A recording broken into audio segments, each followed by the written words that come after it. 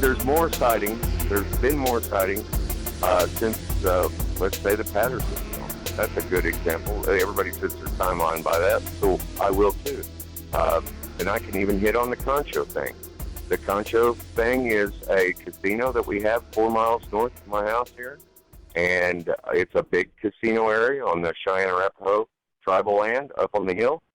And it overlooks the Canadian Valley. That's what I live in, where the North Canadian River runs through. And the creek line moves up from there. And there was about a 9, 10-foot hairy guy digging through their grease trash thing. And the surveillance camera caught it on tape. And they have it on tape.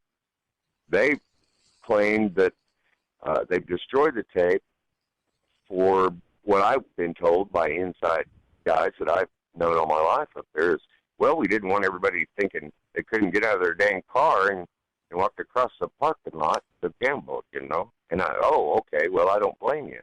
But there's been researchers, and Bear Pup knows them, that have seen the actual tape. It's not fake. It's real. So the question of do these things exist or not is a moot point to me. And the people who have seen them need to just, take a stiff drink and go, wow, they're real. They're just a damn good stealthy primate that have got under the wire somehow. And they have a long history. I believe they were here before man. This is my theory. I believe they were here before man. I believe that whether you believe that man crossed the Bering land bridge and moved from Africa, Europe, wherever you want to believe, and they moved in here, I think a lot of them died off because they couldn't probably deal with the new diseases and stuff that these new humanoids brought over. Then the Indians have, you can read all day, ask Bear about that. There's Cheyenne and Choctaw and Sioux and every tribe I can think of have fought, killed, been dealings. They've had dealings somehow with these beings, traded with them, had their children and wives stolen or held captive. They burnt some out in a cave or two. There's long reads you can read on all that and research it. I have no doubt that these things existed with the Native American. Then what came is you've got your Vikings, you've got your Scandinavians, you've got your Dutch, and especially the Spaniards. And when they came into the United States, not to mention Lewis and Clark expedition. After that, the white man started moving westward, and they started moving up into where Johnathan lives and through the river valleys, and they were all over this place. And they brought a whole different group of diseases and things that the Native Americans and I believe these apes were they weren't able to deal with them. I hate to bring it up, but the government killed off millions of Native Americans to get their land by giving them blankets that were saturated in smallpox. And look it up. It's just something you need to look up if you don't take my word for it. And I think these things died down or died off. The last reported Cheyenne Arapaho, anyway, that I've read about was about the time of the white man settling and putting Indians in reservations and stuff. They said they're extinct. They called them Maximista, and it meant giant monster. Is what it meant. It meant big monster. It didn't mean giant of the trees or big friendly forest dweller or anything else. They were scared of them, and they killed people and ate them. And their final report was about the time white men had started settling out in California and digging gold and stuff like that. They said, well, we think they're extinct now. And I think that they pretty were close to being extinct. But them, just like us and the Native Americans and everybody else, have built up immunities to the different bodily diseases that we all carry, from, different parts of the country. And it's like there's a lot of countries you can't go to without getting a bunch of shots to protect you from their water and environment. And they didn't have that, of course. And I think they built up immunities over the years, over the centuries. And I think their breeding populations have expanded. And I think the introduction of the wolf and everything else back up in the northern territories has forced the game back towards us. They still follow the river like they always have. And I think these things have just moved down the river. They've got down in here and said, hey, this is the mildest winter I've ever lived in. Let's just stay here and breed. I could live out around here in Oklahoma in the winter, nothing but a sleeping bag in a tent most of the time. It just stays nice. And I think they've moved down into Texas, and I have no doubt, they've moved all the way down to the Red River or whatever. But that's why I think we're seeing more of them all over the country, is because their populations are growing. And I don't think it's long before we either run into one, shoot one, or one comes up asking to, start first grade in elementary school or something. I'll put them on welfare. Yeah, I know what you're saying. Welfare, yeah. Or the voting rolls or whatever. Exactly. Well, we're running out of money in Social Security, so it'd have to be welfare. Well, now I saw where they fixed that problem. You just wait until you're 70 before you retire. Kurt. The deal out there at Concho. Please explain. Adnan, he is a Southern Cheyenne, correct? Yes. Yeah. Tell what he thinks of these things and what his tribe believes they are in relation to it, because I know that you and him have had some major conversations, especially after that fishing trip. Well, yeah, actually, it was another gentleman. Oh, that, okay. Okay. Yeah, but that he's an older man. He's passed away. He's not with us anymore, and he's well-known Cheyenne name and tribesman family around this area. And he knew I liked to fish. I knew he liked to fish, and I'd take him down to the river and haul him in my pickup, and we'd hike back down into spots he'd know on the river. And then I'd take him. He'd take me to those places, and then I'd take him to some of the bass fishing places that I knew out in the northeastern part of the county, Canadian County here. And we were, fishing one day, and he started telling me about these things and telling me how he's seen them when he was young. He had encounters with them, and that he said, "Don't you always wonder when we catch a lot of fish, Kurt, why I always leave a fish?" And I said, "Yeah, I always thought maybe it was a limit or something, you didn't want to get caught bringing up too many channel cat or something." He goes, "No, I always throw a fish behind us because we're not alone when we fish." Well, I kind of got chills up my spine then, but I said, "We're not alone." And he goes, "No, I don't think we've ever been alone when we've been on the river fishing together." And I said, "Really?" And he starts talking about these apes, or creatures. He called them more of a, he did not call them human. I'll put it to you that way. He did not say this is a tribe of people or this is anything else. But he was telling me a little bit about them, and he went on about their habits.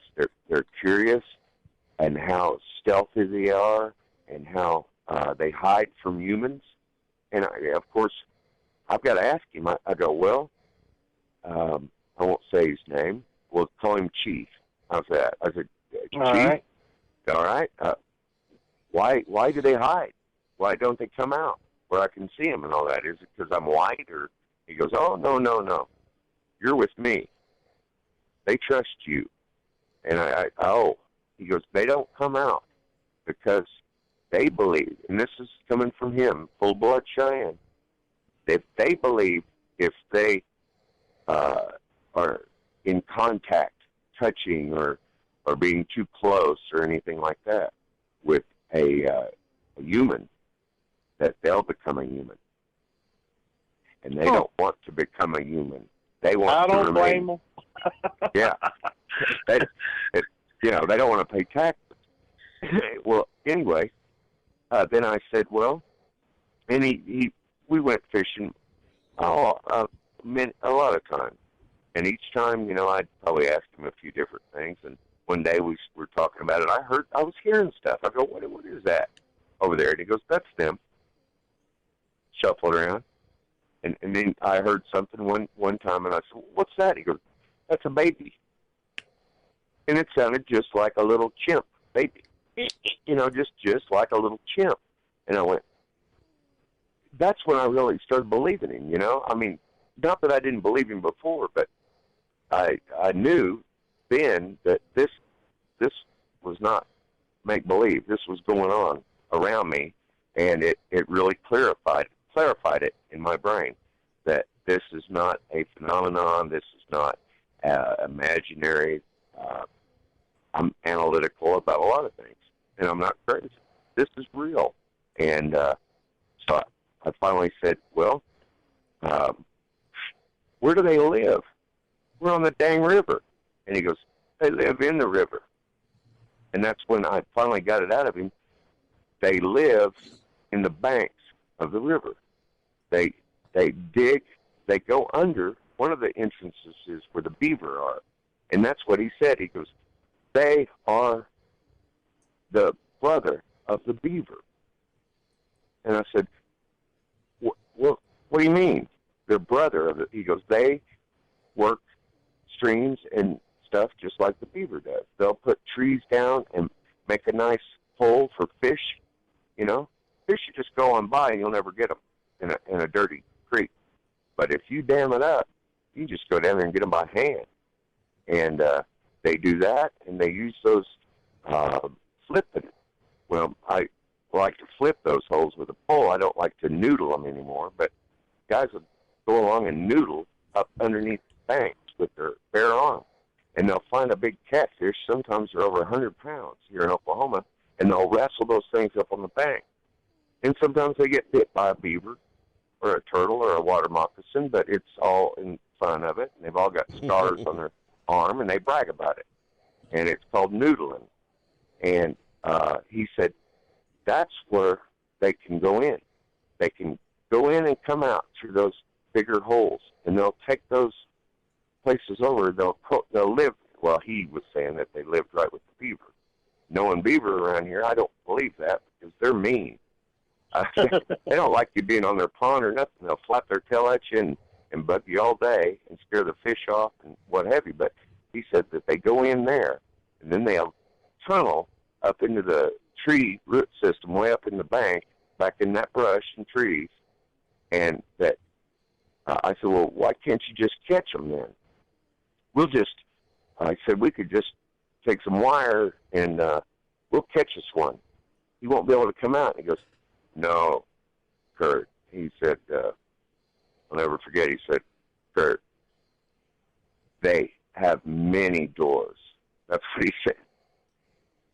So this whole system goes right up into that reservation. And that casino is right up on the hill. And these things have been coming up and down in there. They got photos of them. They've tracked them, handprints, witnesses for years and years. And this last, the Lucky Star Casino is the name of it. And this last thing, you can look it up online, the Lucky Star Casino in Concho, Oklahoma, Bigfoot. Type it in, and there it is. This thing went across in about 8 steps, big old parking lot in the back. This place has security cameras that'll look out there a quarter mile and read your license tag. That's how they get some guys that have tried to pull something at the casino. They'll sneak off and run out and get up to the stop sign out there that they've got by 81 Highway. And they can zoom in on these cameras and read your license plate if they want to. Well, they've got a big cameras all over the place, and this one caught, they say it was more like 10 foot tall. Yeah, there's a 10-foot tall vapor light that ducked its head under or something. Well, that's what they say. And it got in and it was sniffing around in that grease bin. They got a marvelous restaurant up there, the best chicken fried steak you'd ever ate. And they throw all their scraps. There's a lot of good eating back there, I bet you. And, you know, and it was winter time. Food's a little harder to get. Right now, if all of you came down here, I'd take you out. You'd dang near eat down on that river. There's the berries are out and the mulberries and persimmons and everything else that grows around here. Wild plums and plenty of game. And oh yeah. But also, like you said too, and I mentioned earlier, anybody that comes to El Reno or Concho thinking they can just park anywhere up there and get out of their vehicle and do anything, they better watch their step. The Cheyenne and the Arapaho res right there, they're tribal laws, and they are very watchful over their tribal land. Nobody can just jump out and go crazy up there. But, that's absolutely right. Yeah. Not only that, you're looking at a government, that's a federal charge to trespass. Yep, that's a sovereign nation. Right. That's right. And the landowners down through here, they don't want, the tribe doesn't want any publicity up there. They don't want guys down there shooting and stuff. They've already had some of that going on. They shot a couple of cows or something, steers out on the, they got buffalo out there too, but somebody went out there and mistook, made a misidentification and shot one of the steers. And then they, south of there, closer to me, on the old, you know, those are my friends that own that property. That's private property. And they will shoot you. They won't call the law. They'll just shoot you. So, yeah, it's not a place to just come in and decide that you're going to go find a prairie ape down the river. You know, that's all private property that goes down through it. So, yeah. Well, Kurt, we have tremendously enjoyed this visit with you. I'm glad that you've come on the show, and we've introduced you now to the Bigfoot world. You've told me that, you know, at 55 years old, there's no sense in us getting silent in our old age. It's time for us to let people know who we are. And you said you was not going to let anybody worry you subconsciously anymore about what you believe in, what you know, and what you have seen. There's nothing to be ashamed of it. We appreciate the fact that you came on here and shared all of this with you. I'm looking very much forward to the future where I'm coming out there, hopefully this fall. Me and you going to go out there and tear these boogers up in Concho, because you do have permission to go out there. And I really enjoy the fact that you've finally come out of the closet, per se, about this. I appreciate you sharing all of these experiences with us and what your thoughts are, and looking forward to working with you in the future, man. Hey, I appreciate it. You know, I can't tell you how that you feel cleansed. You know, you kind of just, when you come out with it, all that research, and I know you hate that word, but all that study and going out and taking track measurements and everything else, and you get done a day or two looking at all that stuff, all the photos that I got and all that stuff, and then you think, wait a minute, I can't tell anybody about that. They won't hire me to do, you know, my job. You know, they'll think I'm crazy, or, you know, and they do around here. So, yeah, it was time, and you are the reason that you are the main reason, Bear, that I I decided to come out in public with it, and I figured, you know, if somebody like you and there's a local gal that she's not embarrassed about it, and I figured if somebody like you can come out and speak his mind and go about daily life normal, I'll come out of the closet too, and I thank you for that. Well, one thing, Kurt, is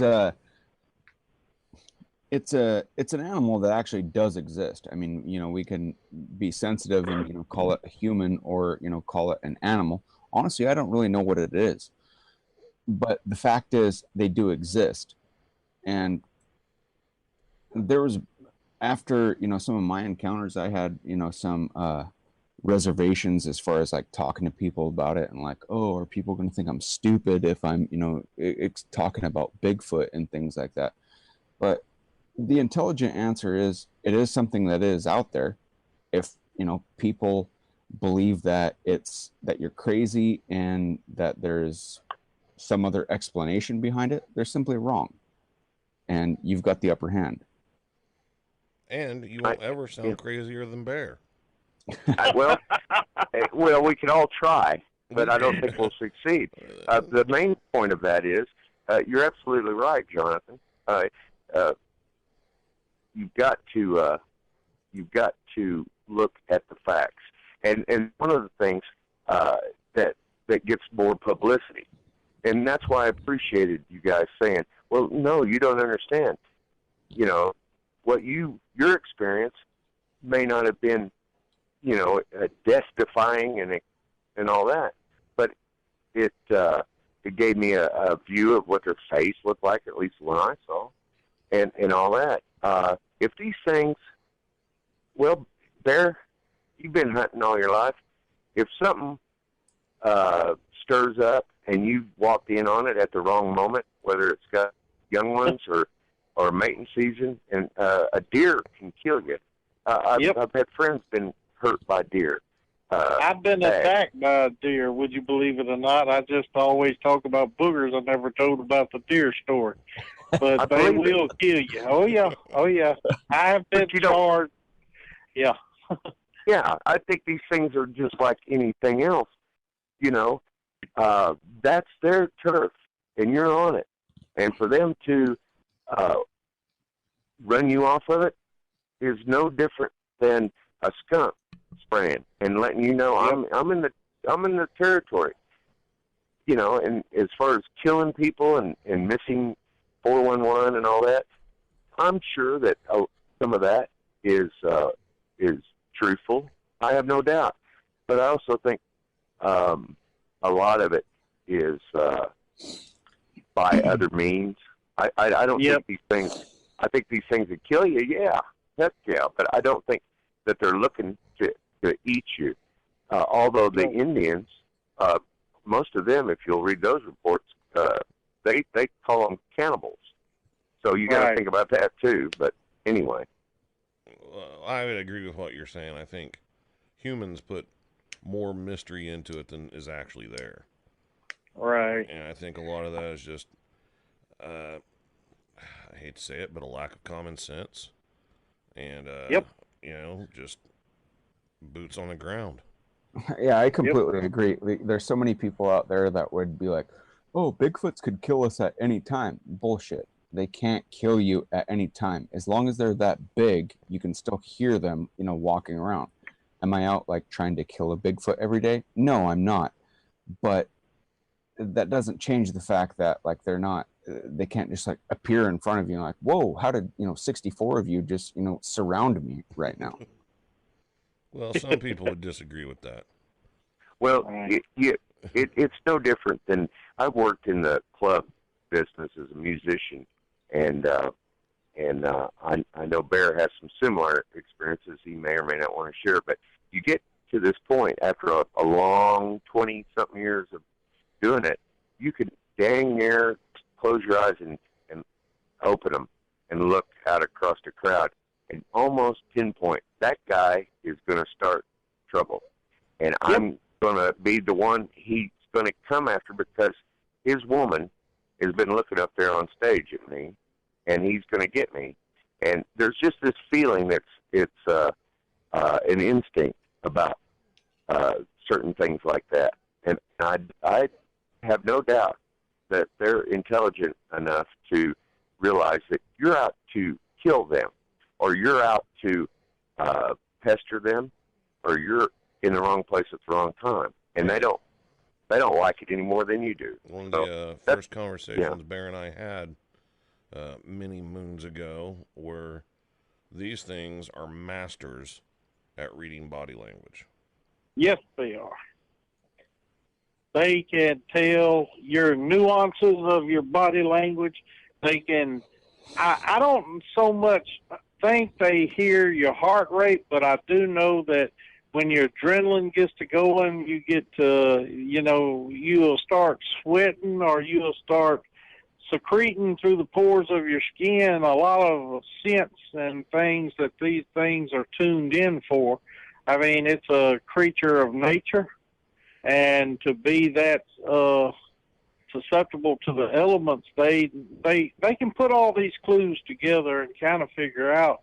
I've known several occasions when I'm hunting, and if I'm really intent on what I'm looking for to harvest, either a white-tailed deer or whatever, at times it's just like white-tailed deer can sense when they are prey and you're the predator. Right. And I know for almost 100% certainty that if you go out there looking for them, and even to the extent you just want to take a photo of one, or your body language is just pointing toward the fact that, I want to just see one. I mean, your head's twisting around 190 miles an hour, or you can't be still. You're just shaking all over because you're so excited about wanting your intent to be to see one. All you're doing is giving yourself away. And these things just know body language and other clues that you give away inadvertently, or whether we don't, as humans, our biggest mistake with Bigfoot or with a booger or Sasquatch or whatever you choose to call them is that we try to humanize them to our degree of intellect. But they think on an intellectual level of a natural nature survival rate, and it's so much different from anything that a human just cannot get it out of their mind that if I can smell it, they can smell it, or they don't take into consideration that before you go into the woods, you go and pump that tank full of gas, and you got probably gas fumes on your pants or on your boots or your shoes or on your hands, and you get out of your vehicle and you just walk into the woods and you're going to see one, and then you don't see one. So if you don't see it, it don't exist. There's just so much human ignorance that is stopping things from happening if they would just calm down, chill out, kind of like what you did in that boat that day. Just took it in passing. You saw a squirrel. The squirrel materialized into a shoulder, into a knee. You was naturally drifting along. You let the course of life happen as it naturally should, and you drifted to the extent where you could see more and more of this thing, and this thing saw you, and you was able to adjust your thoughts instead of it being a panicking type deal. I mean, like, where in the hell could you go if you decided this thing was going to grab you? I mean, was you going to start walking on water to get the hell out of Dodge? No, there was no way in hell. You calmly assessed the situation, and you took it for what you was given. I think you pretty much hit the nail on the head, Bear, when you were talking about like the body language and everything. I mean, just, thinking of like, how intelligent is this being? Well, we don't know how intelligent it is, but let's assess a dog's intelligence. And why is it that dogs know when their owner is sad? For whatever reason, they just come up and start cuddling them and things like that. I think discrediting things like Bigfoot's being able to sense things is, taking a lot away from them, considering that they are alive, they exist, and they're obviously much more intelligent than a dog. Yes, they are. And go ahead, Kurt. Well, I was just going to say, I'm not giving any kind of social, humanistic, social degree or a certificate to this encounter I had. I plainly said, when I kind of whistled, it turned its head sideways, kind of like what, and like it was listening and trying to catch my, like a dog, That's intelligent. Yes, I see that as intelligence. There's no doubt about it. And I think humans have socialized all the inner, you call them what you want, powers, ESP, all that stuff. But it was definitely looking for. I mean, what is that? And it tried to move its mouth. It didn't try to whistle. No, I didn't say that. It just moved its mouth. It pursed its lips. It was trying to. You ever pop your lips, in front of a baby. A baby, even a little baby, will reach up and put its hand to its mouth when it's little bitty to emulate what you're trying to do. And, right. And that's what I was saying. And the last thing I was going to say about all this on their intelligence level and what Bear was talking about, the smell of fear, the smell of happiness, the smell of, I won't even go into the rest of it. It's too, this isn't one of those X-rated shows. But what I was going to say is all the reports that have been confirmed with hair samples, footprints, this is very confirmed stuff. This isn't hearsay. This isn't any of that. Almost all these reports, and you guys combined know probably a lot more than I've ever been able to read and research my own, put together. I wouldn't say that. I have no idea what the details in their face look like. You do. Well, let me ask this question. Do all the encounters that you've read about, the majority, rather, all of them are based on people that have no idea about Bigfoot or don't have any clue that they're around Bigfoot. They're not looking for Bigfoot. They're not trying to kill Bigfoot. They're not looking for tracks. They're out camping with their kids. They're fishing, like I was. They're hunting. They're sitting up at a deer blind. They're sitting around the campfire talking, and one of them gets hit in the head with a rock. Well, stuff like that. Or somebody scream out loud laughing or something, and something out in the brush 50 yards away tries to emulate that laugh. That's been reported. And that's what I was talking about when we first got talking about that rooster. And I called Bear on the phone. I went, Bear, what's going on? I go, you wouldn't believe this.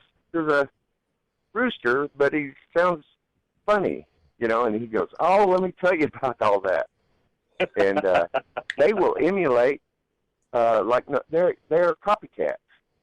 That's pretty intelligent right there, Well, I say they're bored shitless. They ain't got nothing better to do, so they go on emulate.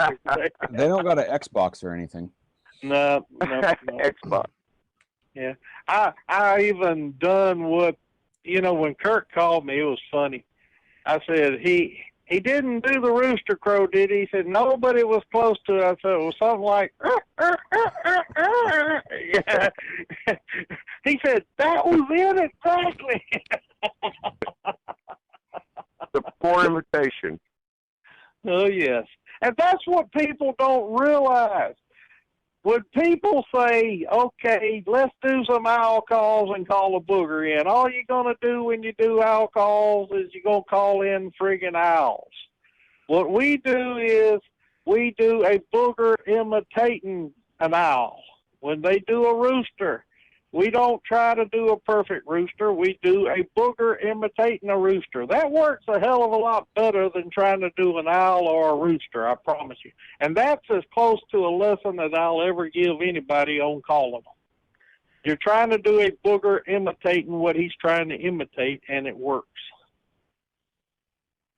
Now figure out which one, what sound it is, and maybe you'll get lucky. Look, guys, well, I've enjoyed it tonight. Any other last words? I sure enjoyed you asking me the questions about the river, because that's, you know, where I've grown up on, and I've managed to. These people are pretty silent. You're not going to find them online or on Facebook, and they're Native American, and they live just west of here, anywhere from 20 to 30 miles. Bear knows what I'm talking about. They've contacted me in the last, they've contacted me this week and last week, and they said they're here. They'll be moving down to your way, and that's what they said. They've already had sightings to the police department, the sheriff's department, and everything else, just west of here, 20, 30 miles. And wow. My friends called and said they're on their way. And I said, I wondered, I've got a few stragglers. One thought he was a rooster. And they laughed about it. They've heard all that. They live in the middle of all this. Yeah. You know, you can't even see their house. But well, these things are still, well, let's put it this way. The Chickenman is still loose around El Reno, only he ain't stealing the chickens that he was stealing in the 60s, because they ain't there no more. So he's done moved on to greener pastures and greener chicken coops. Well, you always said, I mean, you said this in other podcasts and stuff about Patty, what you've seen on film, she's gone. And Chickenman's gone. These are the offspring, you know, or maybe not, but you know. Chances are they are, because I've learned that when they have an established territory, if that's not the same family unit or troop, at least some of the bloodline is still there, because they are very jealous of their given territories, and especially that part of Oklahoma, when all you've got is select areas where you do have cover and enough thickets and places that you can establish a given range. Chances are it's the same bloodline. Now, how the lineage is, who can tell? But I guarantee you that the ones you seen while you was looking for your fox, probably the one you seen up there in that lake, which is about 10 miles away, I guarantee you there's some bloodlines there. But when you mentioned earlier what you did about you think they're beginning to come back in a, you know, breeding population and things like that, I'd like to think so, and I'm tending to think you're probably correct in a lot of ways. It's really hard to say. I do know that we are having a lot more sightings. Is it because people now are more cognizant of what's out there, or are they seeing too many episodes on History Channel and Discovery Channel, just Bigfoot this, Bigfoot that, and they got to be everywhere? And to be frank and honest with you, a lot of these places where these people are saying all of a sudden, look at here, you know, we got Bigfoot out here. Chances are Bigfoot was there for years before you even realized that he was out there. That's just the way things go. Right. Well, that's why I always, you know, and in this case as well, I started out saying this is my theory. That theory is based on what I have, you know, well, it's a sound theory, and it brother. may be entirely wrong. But I would not think so one lick. It's a very sound theory. Now you're going to have the naysayers that say, okay, prove it. Well, if they want to come down here and brave the poison ivy and ticks with me, bring them on. Come on out. That's what I would say. Man, Kirk, it was awesome having you on. I've enjoyed it. Thank you very much for listening to this Okie. And again, Bear was right. You do feel a little better when you talk about it. And I probably held it in too long and kept it secret. No, it was meant to be just like what you're doing right now. If it was not meant to be, you wouldn't be on here tonight. And because that was your decision, you knew the time was right. You also know, like me, we're in the silver years of our life, but we're going to the golden ones. If we keep our damn mouth shut too long, what's the next person going to think this thing is? I'd rather step out in the open and be declared an ignorant redneck fool for imagining what I'm seeing and what I've done, or I'd rather stand here and share what I've done through accident, experiments, all kinds of other reasons to show people how to do things right. There's a right way to do it, there's a wrong way to do it, and then there's ways out there that is totally stupid as hell. But, I'm hoping that anytime I'm on this show, and I appreciate Matt and Johnathan allowing me to run my mouth tonight, and I'm honored that Kurt come on here with me. Well, we want to have to do it a lot more. Well, we want to try to show people the right way to do things. And the biggest thing I can tell anybody is, if you want to get into this, you've got to learn respect and patience. If you have no respect and no patience, you're never going to see a booger. And if you're going to learn it with Bear, you got to learn a lot of patience. Yeah, you damn right. and also, people will go, well, don't you have a picture of that? Well, I do have a lot of photos, and there are tracks, and there are hunters that have been hunting and fishing around here for years and years, and they'll tell you, well, I've never seen a giant 20-inch barefoot track in the middle of winter, that any of my family would go out and make. I was at, this isn't a place where people just go out and do stuff like that, because you will get shot. There's no question about it. They get shot here quite often. There's people shot for playing around doing stuff they shouldn't. And it's just, that's the way it is. That's why I like permission to get on somebody's land and this and that. But they'll tell you, I've heard things I've never heard in my life. And they've heard everything. But there's stuff they've never heard in their life. And it's not a fantasy. That's all I got to say about it. It's not a fantasy, and it just needs to be researched, like Bear said, the right way. Sometimes I don't even go out with a camera. I don't take anything. I no binoculars, nothing in my hand at all, and I will go out. Am I armed? Yeah, I'm armed, but not where you could see it. And I know there's been somebody who's talked to me before about that. Well, they could smell your gunpowder. I don't always take a gun. So what are they smelling, my Bowie knife? I'm not worried about I've never been attacked and killed. I'm talking to you now. And I get out there in the brush and the sticks and I've walked more miles of that river line and creek lines and stuff. And in the same area these reports are coming from. And I found tracks. And I always show them to Bear. I always send Bear, I knew, look at this, Bear, and show him something. He goes, golly, that looks like it. And that's something Bear's making a good point. He's a dang good teacher and a mentor. And when he says there's a right way and a wrong way to do it, he's right. And I don't think going out with, your shoulders stacked up like RoboCop full of Lear cameras and spotlights and all that, I don't think you're going to get anywhere. I think they can see pretty good, and I think they looked at that and go, I don't like the looks of this. I'm getting out of here. That's what I think, but that's just my opinion. Well, I think that wraps up this episode. We want to thank Kurt, for joining us and sharing his stories and experiences with us. We want to thank Bear for coming on and taking over the reins this week.